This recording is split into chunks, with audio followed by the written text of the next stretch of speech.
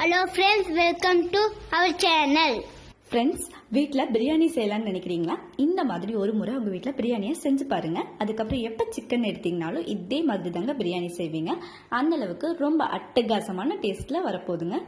நம்ம சேனலுக்கு புதுசாக இருந்தீங்கன்னா மறக்காமல் சப்ஸ்கிரைப் பண்ணுங்கள். அப்படியே பக்கத்தில் இருக்க பெல் ஐக்கானையும் கிளிக் பண்ணிடுங்க. இன்றைக்கி பிரியாணி செய்கிறதுக்காக நான் 600 கிராம் சிக்கன் எடுத்து நல்லா கழுவி சுத்தம் பண்ணி எடுத்து வச்சுருக்கேங்க. இது அப்படியே இருக்கட்டும். அடுத்ததான் ஒரு மிக்சி ஜார் எடுத்துக்கலாங்க. இதில் நம்ம நல்லா கழுவி சுத்தம் பண்ணி எடுத்து வச்சுருக்கேன் 2 கைப்பிடி அளவு புதினாவை உள்ளே சேர்த்துக்கலாங்க. இன்றைக்கி நம்ம மின்ட் கொரியாண்டர் சிக்கன் பிரியாணி தாங்க செய்ய போகிறோம். புதினா சேர்த்தாச்சு. அடுத்துதான் நம்ம 2 கைப்பிடி அளவுக்கு இதில் மல்லித்தலையும் உள்ளே சேர்த்துக்கலாங்க. இதே மாதிரியே உங்கள் வீட்டில் இந்த பிரியாணியை செஞ்சு பாருங்கள். அவ்வளோ செம்மையான டேஸ்ட்டில் இருக்குங்க. அதுக்கப்புறம் எப்போ சிக்கன் எடுத்தீங்கனாலும் இதே மாதிரி தான் நீங்கள் பிரியாணி செய்வீங்க. அந்தளவுக்கு ரொம்பவே நல்லாயிருக்கும்.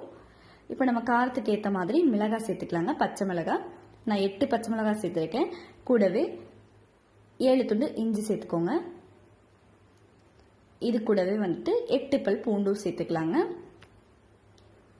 அடுத்ததான் 6 ஸ்பூன் அளவுக்கு தயிர் சேர்த்துக்கோங்க. சேர்த்துட்டு இதை அப்படியே இப்போ நம்ம பேஸ்ட் மாதிரி நல்லா அரைச்சி எடுத்துடலாங்க. வேணும்னா கொஞ்சமாக மட்டும் தண்ணி சேர்த்துக்கோங்க. ரொம்ப அதிகமாக தண்ணி சேர்க்க வேண்டாங்க. இப்போ பாருங்கள், நமக்கு இந்த பேஸ்ட் ரெடி ஆகிடுச்சு.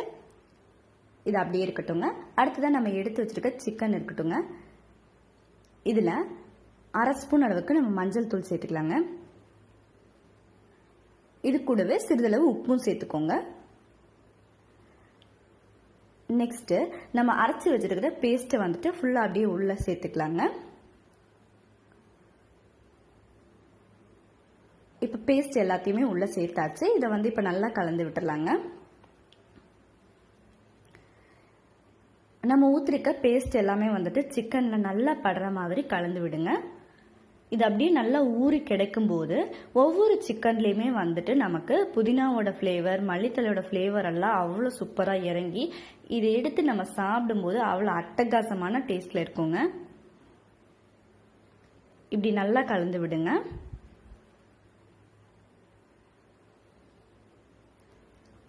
இப்போ பாருங்கள், அப்படியே நல்லாவே மிக்ஸ் பண்ணியாச்சு.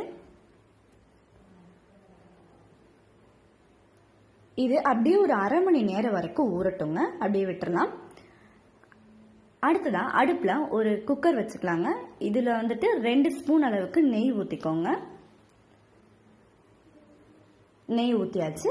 அடுத்ததாக இதுலேயே 3 ஸ்பூன் அளவுக்கு நம்ம எண்ணெயும் சேர்த்துக்கலாங்க. நம்ம சேர்த்துருக்க நெய், எண்ணெய் ரெண்டுமே நல்லா சூடாகட்டுங்க. அது வரைக்கும் நம்ம வெயிட் பண்ணலாம். சூடானதுக்கு அப்புறமா நம்ம பிரியாணி இலையை உள்ள சேர்த்துடலாங்க. இது கூடவே ஸ்டார் பூயும் சேர்த்துடலாங்க. ஸ்டார் பூ சேர்த்தாச்சு. அடுத்ததான் 3 கிராம்பு சேர்த்துக்கலாங்க. கூடவே 2 பட்டை சேர்த்தாச்சுங்க. அதில் 3 ஏலக்காய் சேர்த்துட்டு ரோஸ் மொக்கும் கொஞ்சமாக சேர்த்துக்கோங்க. நெக்ஸ்ட்டு 1/2 ஸ்பூன் சோம்பு சேர்த்துட்டு இதை நல்லா வதக்கி விட்டுறணுங்க.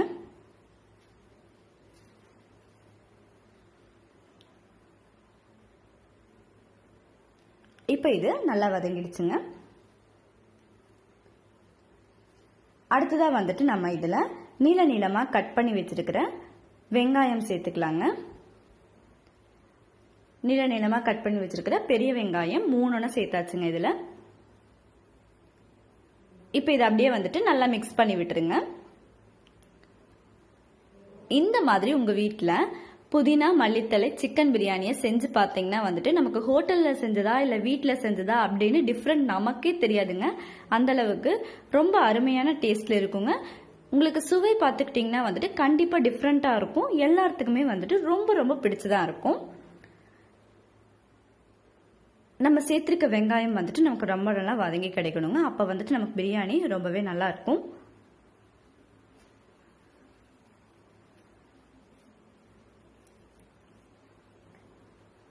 இப்போ நம்ம 2 தக்காளி பழத்தை எடுத்து நீள நீளமாக கட் பண்ணி வச்சுக்கலாங்க. வெங்காயம் வதங்கிடுச்சு. இப்போ நம்ம கட் பண்ணி வச்சிருக்கிற தக்காளி பழத்தையும் உள்ள சேர்த்துட்டு நல்லா வதக்கி விட்டுடலாங்க.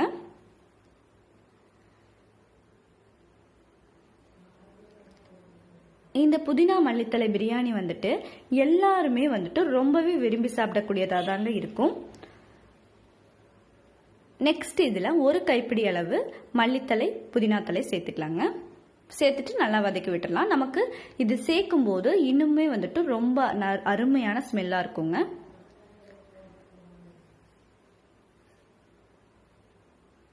நல்லா வதக்கி விட்டுருங்க.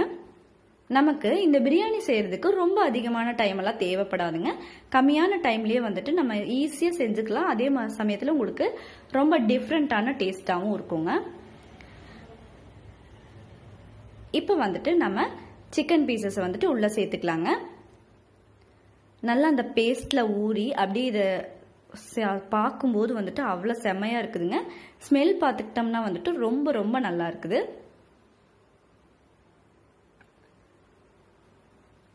இந்த புதினா மல்லித்தலை பேஸ்ட் வந்துட்டு சிக்கன் பீசஸ்ல வந்துட்டு அப்படியே இறங்கி ரொம்பவே நல்லா ஊறி இருக்குதுங்க. பார்த்தாலே தெரியுது. அப்படியே நல்லா வதக்கி விட்டுறலாங்க. இப்போ வந்துட்டு இதுல நம்ம மசாலா சேர்க்கணுங்க. இது கூட வந்துட்டு நம்ம 1 ஸ்பூன் மல்லித்தூள் சேர்த்துக்கலாங்க. கூடவே 1 ஸ்பூன் மிளகாய் தூள் சேர்த்துக்கலாங்க. 1.5 ஸ்பூன் அளவுக்கு கரம் மசாலா சேர்த்துக்கலாங்க. தேவையான அளவு உப்பு சேர்த்துட்டு நல்லா மிக்ஸ் பண்ணி விடுங்க. நம்ம காரத்துக்கு வந்துட்டு முதலே வந்து பச்சை மிளகாய் சேர்த்துருக்குறோம். அதனால வந்துட்டு இப்போ 1 ஸ்பூன் மட்டும் மிளகாய் தூள் சேர்த்துருக்கோம். உங்களுக்கு வந்துட்டு காரம் இன்னும் கொஞ்சம் அதிகமாக வேணும்னா நீங்க இன்னும் கூடவே வந்துட்டு மிளகாய் தூள் சேர்த்துக்கலாங்க. இப்படி நல்லா கலந்து விட்டுருங்க. இப்போதைக்கு வந்துட்டு நம்ம தண்ணி எதுவுமே சேர்க்க வேண்டாங்க. நம்ம சேர்த்துருக்க மசாலாஸ் எல்லாம் வந்துட்டு எல்லா சிக்கன்லயும் படுற மாதிரி கலந்து விட்டுக்கோங்க. அதுக்கப்புறமா ஒரு மூடி போட்டு க்ளோஸ் பண்ணி வச்சுக்கோங்க ஃப்ரெண்ட்ஸ். இது வந்துட்டு ஒரு 7லிருந்து 8 நிமிஷம் வரைக்கும் நல்லா வேகட்டுங்க. இப்போ பாருங்க 8 நிமிஷம் ஆயிடுச்சு. நம்ம தண்ணி எதுவுமே சேர்க்கல. ஆனாலும் அந்த சிக்கன்ல இருக்கிற தண்ணி எல்லாம் பிரிஞ்சு வந்து அப்படியே நல்லா வெந்துட்டு இருக்குது. இப்போ வந்துட்டு நல்லா மிக்ஸ் பண்ணி விடுங்க. அரிசி வந்துட்டு நான் 1/4 மணி நேரத்துக்கு முன்னாடியே ஊற வச்சிருந்திருக்கேங்க. நான் இன்னைக்கு நார்மலான சாப்பாட்டு அரிசியில தான் வந்து பிரியாணி செய்றேன். இப்ப பாருங்க இது அப்படியே கொதிச்சிருச்சு. இப்போ நம்ம ஊற வச்சிருக்க அரிசியை நல்லா கழுவிட்டு உள்ள சேர்த்துக்கலாங்க.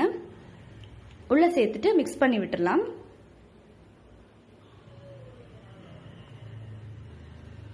அரிசியை வந்துட்டு இந்த மாதிரி கலந்து விடுங்க.